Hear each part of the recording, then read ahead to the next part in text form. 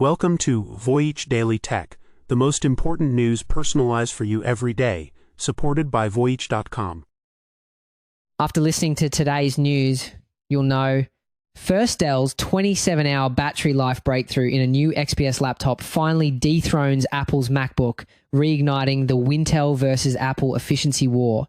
We'll explore how this leap in power, efficiency, enabled by advanced display tech, could transform the entire laptop market and engineering workflows. Second, Meta and YouTube face a $3 million verdict for negligent platform design, creating a big tobacco moment for social media addiction liability. So we'll discuss why this landmark case matters and what it means for future lawsuits targeting core algorithms instead of user content. Third, Figure AI's humanoid robot earns a White House endorsement while a lawsuit alleges the machine can fracture a human skull, exposing a safety crisis. We'll examine how this government backing clashes with safety concerns and may impact the innovation cycles for general-purpose robotics. Fourth, SpaceX's $1.75 trillion pre-IPO market becomes a wild west of potential fraud, raising national security alarms for the vital US defense contractor. We'll analyze why this unregulated market is a turning point and how it could affect both investor safety and national security protocols. Fifth, tech rivals from Nvidia, Meta, and Google are appointed to a new presidential AI council, forming a war cabinet to secure US dominance over China. In this episode, we'll break down this critical alliance and what it signals for US AI policy, global competition, and tech ecosystems. A new laptop just posted a battery life number so massive, it could rewrite the rules of the entire industry. The story begins with a decision that caught everyone by surprise. The new Dell XPS 16, powered by an Intel Panther Lake chip, just survived for nearly 27 hours on a single charge in a Wi-Fi web browsing test. That is a jaw-dropping figure. But the real bombshell is who it just beat. That number is higher than what the publication times, notebook check times has gotten out of any MacBook or MacBook Pro it has ever tested. For years, Apple has been seen as the undisputed king of laptop efficiency. That reign is now being seriously challenged. So the thing is, for the better part of 2 decades, the laptop world was dominated by the Intel Alliance, Microsoft Windows running on Intel chips. Their focus was almost always on raw performance. More speed, more power. But then Apple came along with its own M-series chips, which were built on a different architecture, and they completely changed the game by delivering incredible performance while using way less power. This new Dell is a direct response. It's the Intel Alliance pivoting, shifting the battleground from raw speed to extreme power efficiency. They're finally fighting Apple on its home turf. The secret sauce is a powerful new combination. Intel's next generation chip paired with a revolutionary screen from LG Display. This new display has a variable refresh rate that can slow all the way down to 1 Hz, sipping power at an unprecedented level. Now you might be thinking, wait a minute, my phone has had that for years. And you'd be right, this technology has been in high-end smartphones since around 2021. So why is it such a big deal now? Actually, scaling this technology up from a small phone screen to a large laptop panel is incredibly difficult. The manufacturing process is more complex, the cost is higher, and it's much harder to maintain perfect uniformity across a larger surface. Overcoming those engineering hurdles is the real breakthrough here. The entire system was so efficient, it drew as little as 1.5 watts when idle. And if you think they just crammed a giant battery in there, you're wrong. This record was set with a 70 watt-hour pack, significantly smaller than the nearly 100 watt-hour batteries some high-end laptops use. It even outlasted other record holders that relied on 2 batteries or larger packs to get their numbers. However, if you zoom out, you'll see there's a critical trade-off at play. To get this record-breaking battery life, you have to choose this specific low-power LCD screen. If you opt for the fancier, more vibrant OLED display or a touchscreen version of the same laptop, the battery life drops dramatically. We're talking by more than half. This creates a 2-tiered experience where the most beautiful screens come with a significant power penalty. It's also important to remember that the 27-hour figure comes from a relatively simple web browsing test. If you start video editing or gaming, that number will come down just like with any other laptop. But this isn't just about one superstar laptop from Dell. The situation is much broader. LG Display has announced it's the first in the world to mass produce this groundbreaking 1 Hz screen technology. And Intel is an exclusive. It's also working with the major Chinese panel maker BOE on similar ultra-low power displays. This really highlights how global and complex these supply chains are. The brains of the operation, the chip, comes from a US company, Intel, but the critical display technology that unlocks this efficiency comes from panel makers in South Korea and China. This isn't a one-off experiment. It's the beginning of a wave. The alliance between next-generation chips and hyper-efficient displays has officially fired a shot across the bow of the entire industry, establishing a new gold standard for laptop battery life. We were just talking about a major power shift in the hardware world. Well, an even bigger shockwave just hit the software giants. A jury just delivered a verdict that could be social media's big tobacco moment. In a landmark trial, a Los Angeles jury found both Meta and YouTube negligent, ruling their platforms were a substantial factor in causing a young woman's addiction and severe mental health struggles. The price tag for that negligence is $6 million in damages. This is where the situation takes a more complex turn. During the trial, Google's defense tried to argue that YouTube isn't even social media, but a streaming platform, but the jury clearly didn't buy it. Why? Because when a platform has user accounts, comment sections, and powerful recommendation algorithms pushing content, the line blurs. This verdict legally erases that distinction, and it has huge implications for any platform that blends content with community. And the legal hits keep coming. Just one day before this verdict, in a completely separate case, a New Mexico jury ordered Meta to pay a staggering $375 million for failing to properly safeguard its apps from online predators. This isn't about what users post.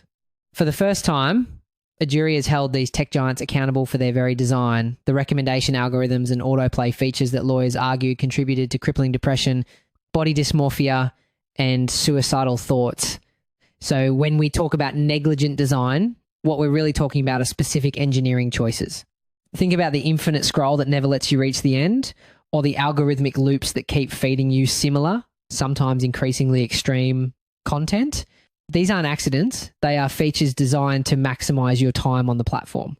The lawsuit argued that these very features foreseeably lead to harm, and the jury agreed. This is a massive shift, treating the software itself not as a neutral service, but as a product that can have a defective and dangerous design. During the 6-week trial, top executives were called to testify, including Meta CEO Mark Zuckerberg. Instagram head Adam Mosseri pushed back on the notion of addiction, characterizing it as just problematic usage. But the plaintiff's attorneys declared a historic victory, stating a jury of Kaylee's peers heard the evidence, heard what Meta and YouTube knew and when they knew it, and held them accountable. The comparison to big tobacco hinges on that one phrase, what they knew and when they knew it. Unredacted court documents from other cases have revealed that Meta ran internal studies showing that when users deactivated Facebook and Instagram, they reported lower levels of depression and anxiety. But instead of publishing these results, the company reportedly stopped the research. This is the kind of evidence lawyers are using to argue that just like the tobacco industry, social media companies knew their products could be harmful but chose not to act. Both Meta and Google say they disagree with the verdicts in these cases and plan to appeal. And if that was just the appetizer, the main course is just being served. This Los Angeles case was just a bellwether, a test trial chosen to help determine verdicts in a flood of similar lawsuits. With TikTok and Snap having already settled with this same plaintiff before the trial even began, and a massive federal trial involving school districts and parents nationwide set to begin this summer, the legal strategy of targeting platform design has found its mark. The real genius of this legal strategy is how it gets around the biggest shield these companies have. Section 230 of the Communications Decency Act, that law says platforms aren't liable for what users post, but these lawyers aren't suing over user content. They are suing over the platform's own design choices. By arguing the harm comes from the addictive architecture of the app itself, they have created a brilliant end run around Section 230. This verdict is the opening shot in a legal war that could fundamentally reshape the entire social media industry. Speaking of tech companies facing legal trouble, another one is in the spotlight, but for a very different reason. A robotics company just got a White House endorsement, even as a lawsuit from its own former safety chief alleges its robots are powerful enough to fracture a human skull. That company is Figure AI, and its humanoid robot was just hosted by Melania Trump at a global summit, positioned as a key part of America's technological future. But that's not the whole picture. Behind that high-profile showcase, the US government appears to be strategically anointing Figure AI as a national champion in the global race for humanoid robotics. This move is seen as a direct response to China's aggressive goal to dominate the field by 2025. By putting the spotlight on a newer, agile company like Figure AI, founded in just 2022, the government may be trying to accelerate innovation and signal to the world that America is all in on winning this technological marathon. The showcase is a massive boost for the surging upstart, which is backed by NVIDIA and just raised over $1 billion, hitting a staggering $39 billion valuation. Yet that glowing presentation is colliding with a bombshell lawsuit. Figure AI's former head of product safety claims he was wrongfully fired after warning executives that the next generation robots moved at superhuman speed, generating force approximately twice the level necessary to fracture an adult human skull. The reason this allegation is so explosive is because there are currently no specific universal safety standards for general purpose humanoid robots designed to work right next to people. Existing regulations like the International Standard ISO 10218 were written for industrial robots that are usually caged off in a factory. They don't account for a mobile, autonomous robot that could interact with you in your home or workplace. This lawsuit shines a bright light on the tension between innovating at lightning speed and the very real public safety questions that haven't been answered yet. The suit also alleges one robot carved a gash into a steel refrigerated door during a malfunction. Figure AI fired back, contending the employee was terminated for poor performance and describing the allegations as falsehoods. And the story has another layer. Figure AI's founder, Brett Adcock, previously co-founded the drone company Archer Aviation. That company's stock surged after Donald Trump signed an executive order promoting electric air taxis. This isn't just a coincidence. It appears to be part of a playbook.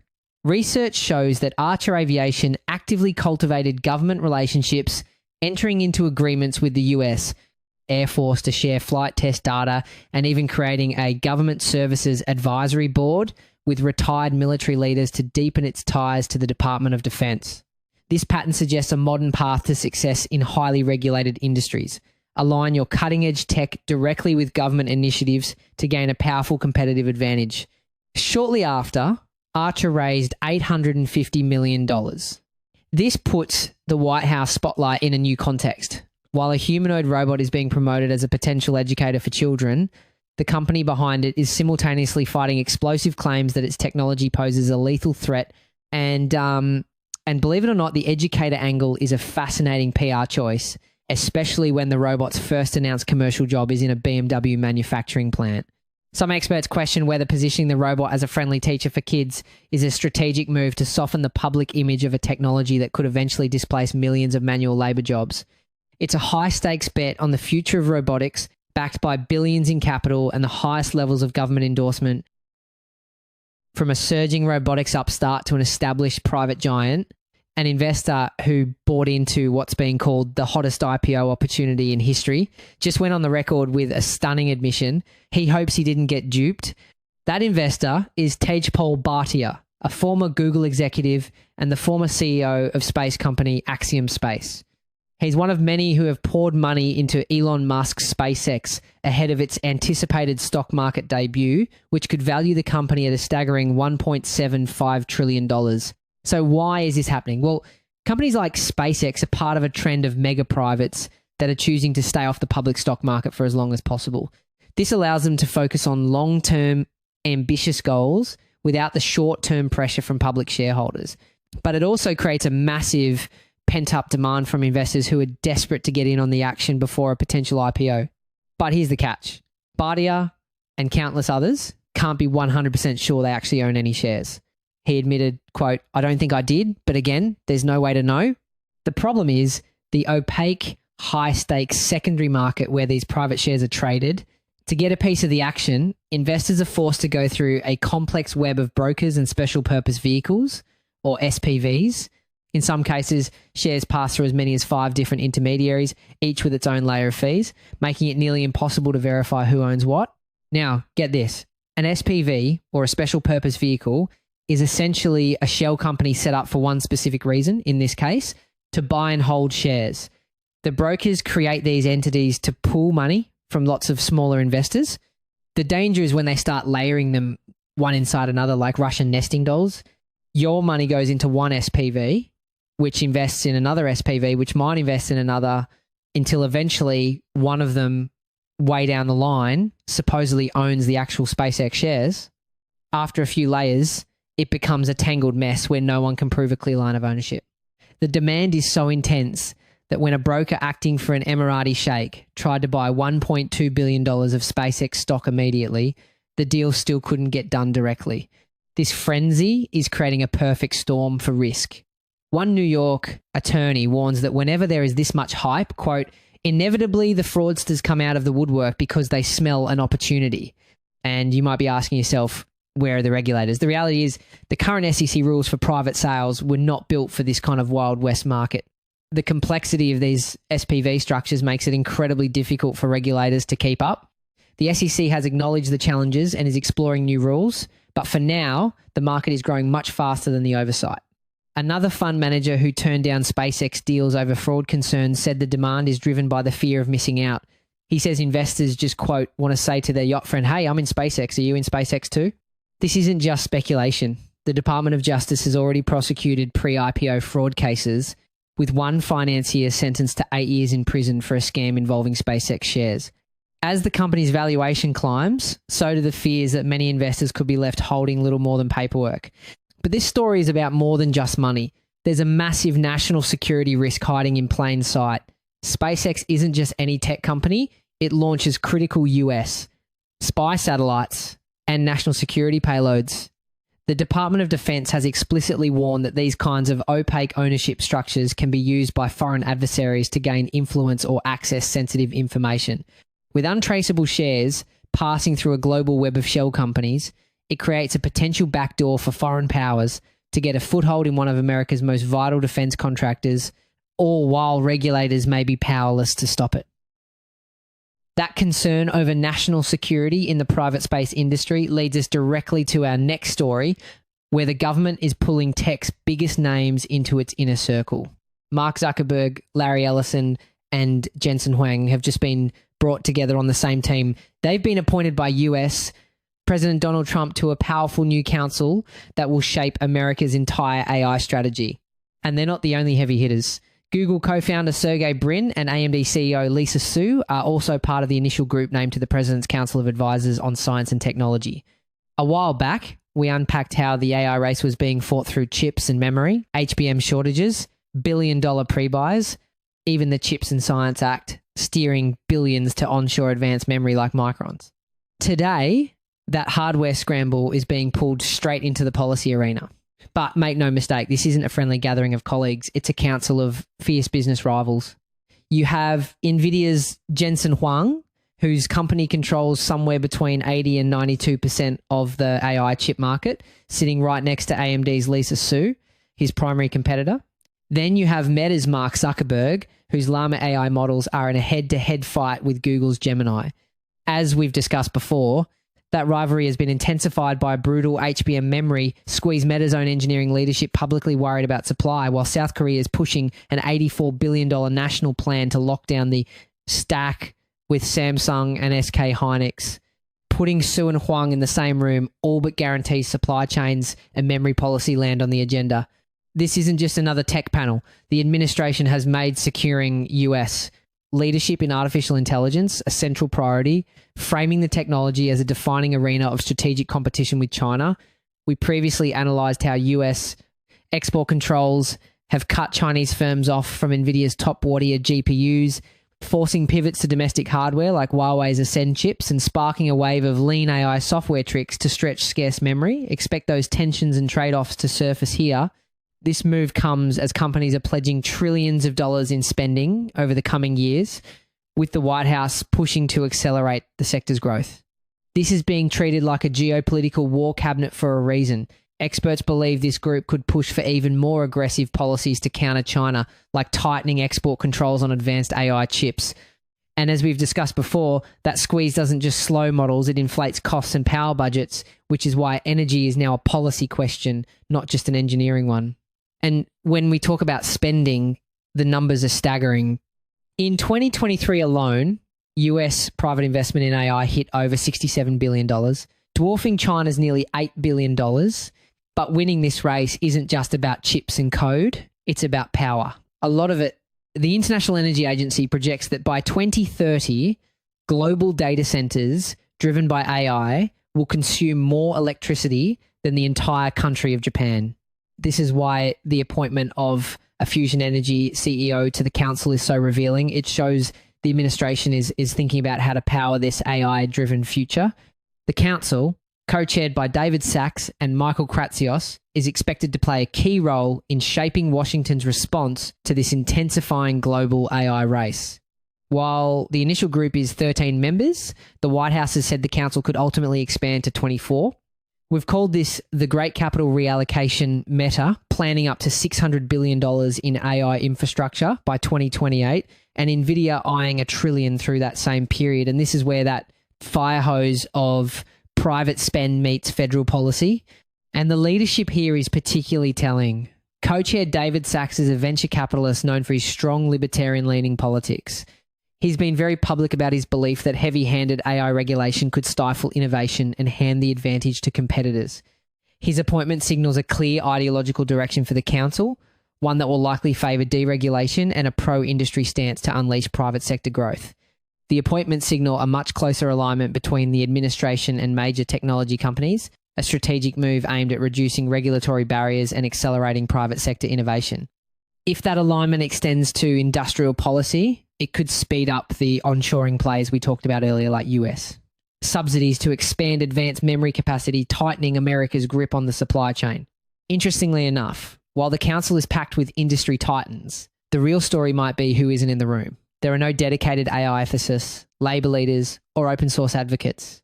This approach contrasts sharply with the European Union, which has intentionally built a multi-stakeholder advisory board that includes voices from academia and civil society to balance commercial interests with public good. By focusing exclusively on industry leaders, the US is betting that what's good for big tech is what's good for the nation. The core of the story is this: the administration is assembling a tech-powered brain trust. It is turning industry giants from Meta and Oracle to NVIDIA and Google into key government advisors with the explicit goal of securing American dominance in the next technological era. And remember, we've seen where this concentration is heading. The net worth of the top US tech leaders jumped by over $500 billion last year. This council formalises that alliance between scale, capital, and state power and sets the stage for how the next phase of the AI race will actually be run. That's it for today on Voyage Daily Tech. Follow, share, and stay tuned for daily updates coming your way tomorrow.